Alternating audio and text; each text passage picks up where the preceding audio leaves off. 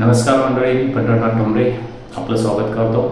आपलं चॅनल नक्की सबस्क्राईब करा, शेअर करा आणि लाईक करा. आपली प्रतिक्रिया ही नक्की कळवा.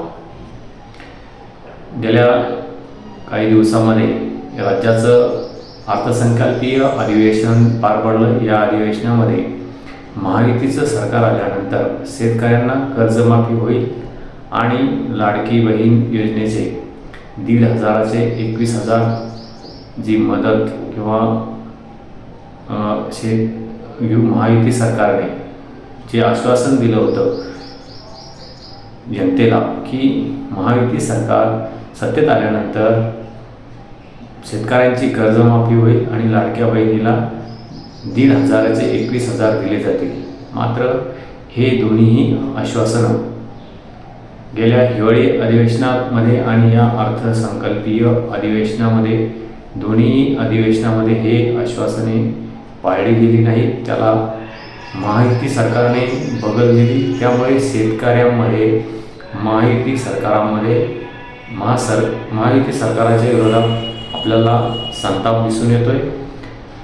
गरज सरो आणि शेतकरी मरो अशी एक परिस्थिती सध्या या महायुती सरकारच्या धोरणावरून आपल्याला दिसते.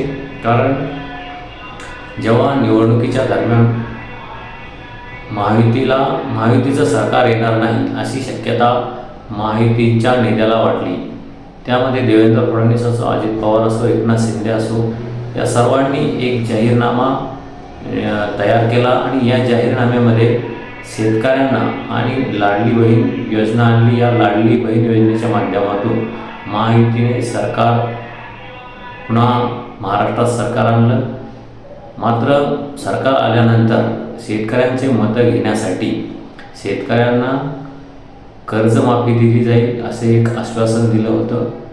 ते या दोन्ही अधिवेशनात पाळलं गेलं नाही. या अधिवेशनाला बगल दिली गेली. त्यामुळे आता शेतकऱ्यांचा संताप वाढला आहे.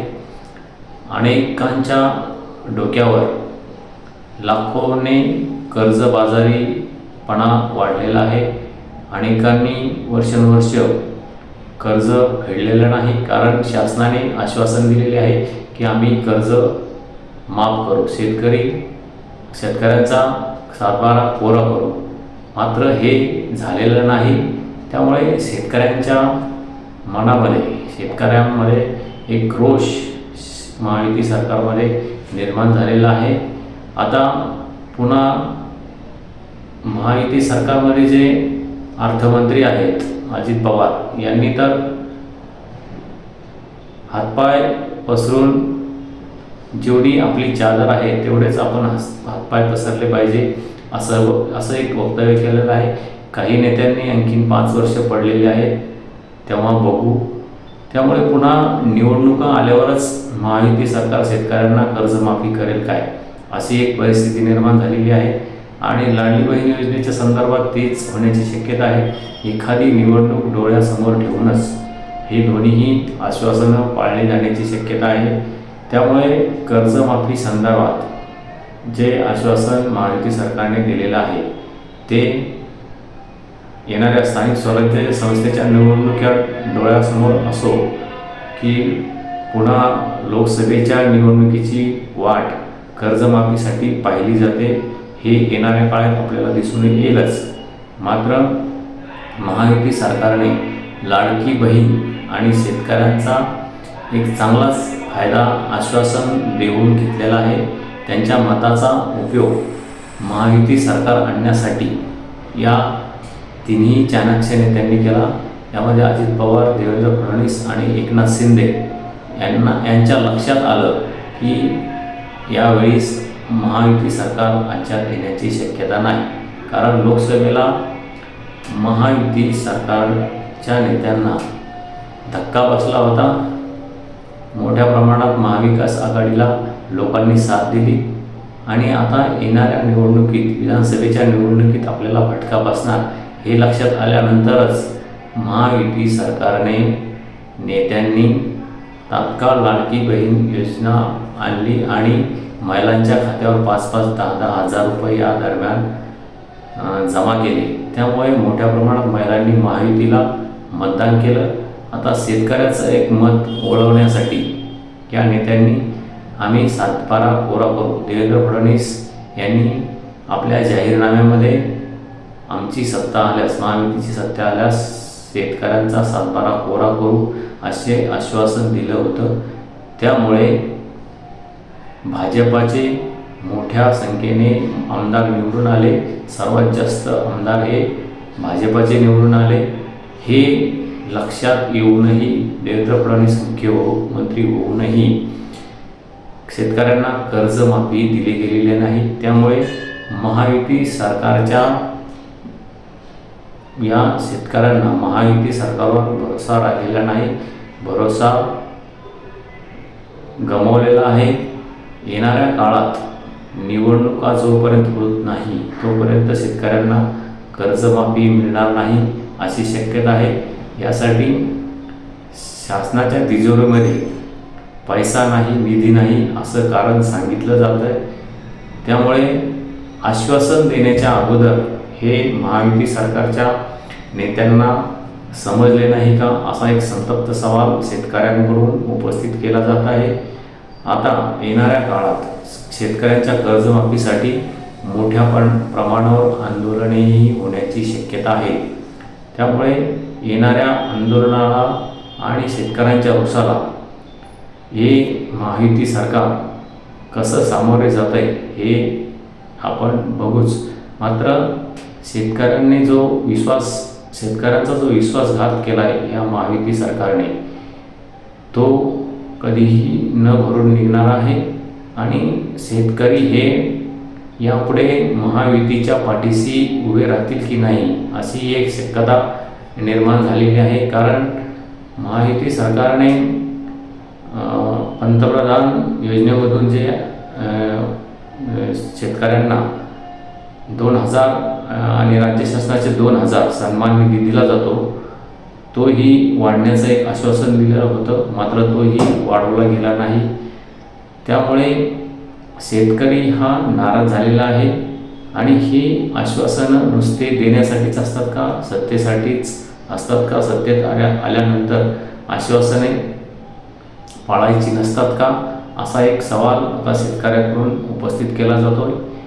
त्यामुळे कोणत्याही परिस्थितीमध्ये राज्य शासनाने, महायुती सरकारच्या नेत्यांनी, केंद्र आणि राज्य शासन दोन्हीही महायुतीच्या ताब्यात असल्याने या महायुती सरकारने तात्काळ शेतकऱ्यांना कर्जमाफी करावी अशी मागणी मोठ्या प्रमाणावर शेतकऱ्यांकडून होत आहे. कारण शेतकरी मोठा कर्जबाजारी झालेला आहे. शेतकऱ्यांच्या मालाला भाव नाही आणि जे उत्पादन घेण्यासाठी खतं, बियाणे लागतात त्यावरील GST माफ करण्याचंही आश्वासन दिलं होतं. त्यामुळे जो खतं बियाणाचा जो लागणारा खर्च आहे तो तरी कमी होईल अशी अपेक्षा होती. मात्र त्यावरही शेतकऱ्यांची निराशा झाली. खतं बियाणांचा खर्च आहे तो वाढलेला आहे, तर उत्पन्न हे घटलेलं आहे. कारण शेतकऱ्यांच्या मालाला भाव नाही, त्यांना हमी भाव मिळत नाही आहे. त्यामुळे शेतकरी हा मेटाकुटीला आलेला आहे, कर्जबाजारी झालेला आहे. येणाऱ्या काळामध्ये शेतकऱ्यांच्या आत्महत्या रोखण्यासाठी शेतकऱ्यांच्या पाठीशी भक्कमपणे उभं राहणं ही सरकारची जबाबदारी आहे. कारण यापूर्वीचे जे माजी मुख्यमंत्री होते एकनाथ शिंदे यांनी महाराष्ट्र हा आत्महत्या मुक्त करू असं एक आश्वासन दिलं होतं. मात्र ते पाळण्यातही या सरकारला यश आलेलं नाही. शेतकऱ्यांच्या मोठ्या प्रमाणावर विदर्भात, मराठवाड्यात मोठ्या प्रमाणावर शेतकऱ्यांच्या आत्महत्या होत आहे आणि त्या दिवसेंदिवस वाढत आहे. शेती मोठ्या प्रमाणावर पाऊस होत नाही आणि झाला तर जास्तीचा होतो. त्यामुळे शेतकऱ्यांच्या हातातून पीक जात आहे किंवा येतच नाही अशी परिस्थिती सध्या निर्माण झालेली आहे. यावरून तोडगा काढण्यासाठी राज्य शासनाला कर्जमाफी करावीच लागणार आहे आणि जो उत्पादन घेण्यासाठी जे खतं बियाणे आहेत त्याच्यावरील कर GST माफ करून अल्प दरामध्ये शेतकऱ्यांना ती उपलब्ध करून द्यावी लागणार आहे. तेव्हाच शेतकरी हा जीवन जगेल, नाहीतर मोठ्या प्रमाणावर आत्महत्या होऊ शकतात. मात्र शेतकऱ्यांचं जे गरज सरो आणि शेतकरी मरो ही जी परिस्थिती आपल्याला गेल्या 3 महिन्यात दिसली, हिवाळी अधिवेशन आता अर्थसंकल्पीय अधिवेशन, यामध्ये शेतकऱ्यांची गरज संपली. त्यामुळे शेतकरी मरो अथवा राहो याच्याशी शासनाला काहीही देणे घेणे नाही. तुम्ही तुमची प्रतिक्रिया नक्की कळवा. या महायुती सरकारने शेतकऱ्यांचं आश्वासन पाळणं अपेक्षित होतं, मात्र ते पाळलं नाही. आता पुन्हा एकदा शेतकऱ्यांना एखाद्या निवडणुकीची वाट पाहावी लागणार आहे का, की ज्यामुळे हे महायुतीचं सरकार शेतकऱ्यांना कर्जातून मुक्त करेल? ही अपेक्षा शेतकऱ्यांना आहे की त्या अगोदर शेतकऱ्यांची कर्जमाफी होईल हे येणाऱ्या काळात समजेलच. मात्र शेतकरी सध्या तरी आक्रमक झालेला आहे. तुम्ही तुमची प्रतिक्रिया नक्की कळवा आणि आपलं चॅनल नक्की सबस्क्राईब करा. धन्यवाद. थांबतो.